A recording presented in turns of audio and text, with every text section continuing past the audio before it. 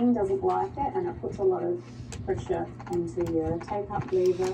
And just you're gonna break the thread. So I've done it a few times. Bakit nag-ano Bit yung of a ano? stitching through the top.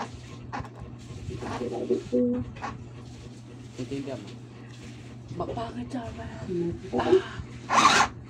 Ayan. Okay, Sige, first time. and I'll show you how to change the measurements. Ano, magluag man siya, be.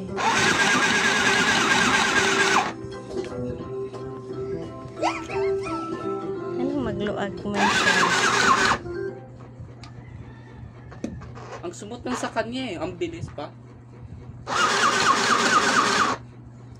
Ba't ang ano? Sa kanya hindi. Ito yung apak na todo. Same sounds. Ayun.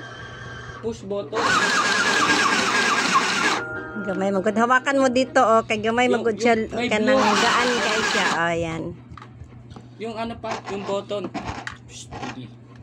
Ito. Pakinggan. Hinawakan ako. Ito yung apak. Ito yung tatak. Push button. Ayun. Ah, ito, oh. May, ito, be. Ito. Mas mabilis daw. Mas mabilis niya yan. Sige, push button. Oh, gano'n.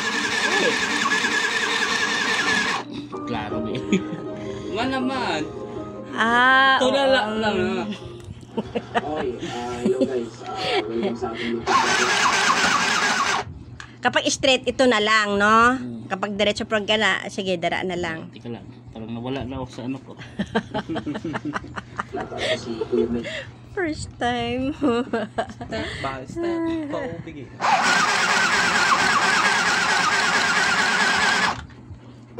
Pwede, konting ano. Konting. Pag 11 ay 13, tuturuan niya ako ni Papa. Di pa hilaon lang na siya, be. Paano siya ilakpi pagtahi? May IC, i-check na to kung okay ba yung gitahi ni mo. Okay, kinaka-video ko dari, be. Natahi siya. Laptop. Nanalaktaw yung kanina, yung nadiretso. Natahi mo siya, be. Kamay.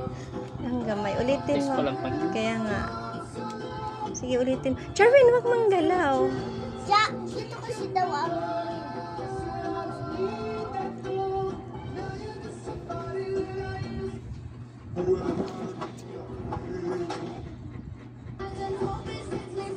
Tugasan mo nga to kasi